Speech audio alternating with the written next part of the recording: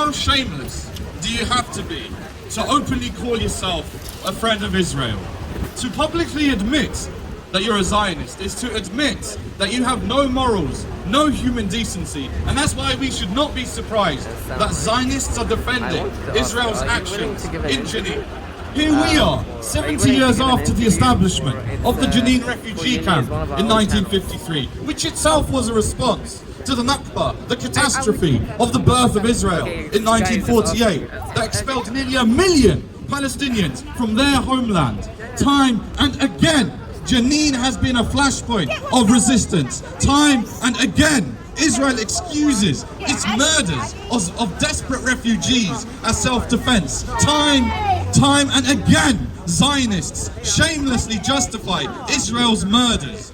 If these Zionists, if Israel honestly wanted the resistance of Jenin to stop, all they have to do is to stop giving Palestinians a need to resist and end the occupation and let the Palestinians go home.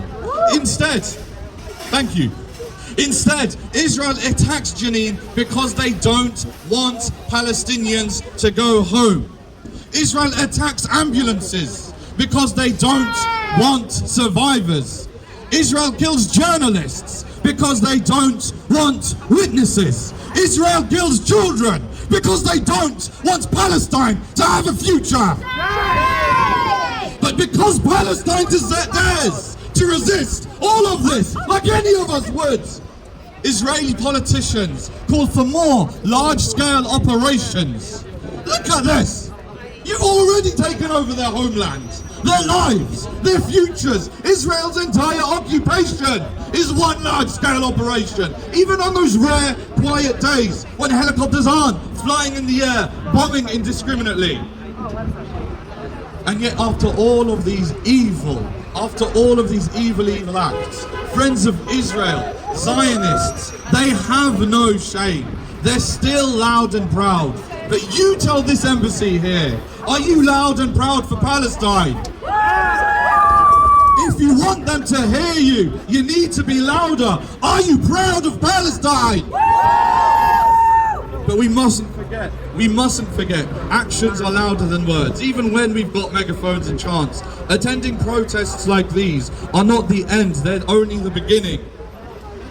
And the impact of any action you do alone will be insignificant, ignorable, compared to action of an organized, united group of people. So find an organization that you agree with, or if you're already part of one, adapt it and prioritize Palestine.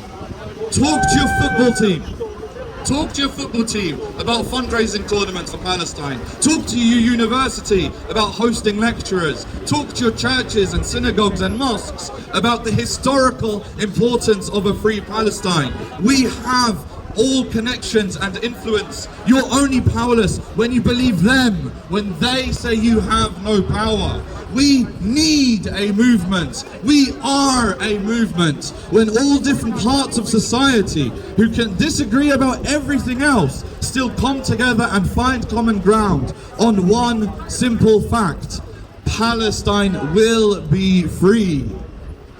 When there is so much wrong with the way things are, we need an intifada, but not an intifada of individuals who can get burned out or assassinated. We need an uprising that can be sustained for generations if we have to. We need to institutionalize the intifada. I say all this not because it's easy, but because it's necessary. Take your inspiration from the Palestinians themselves. They resist, they exist for justice and give their lives and die for justice.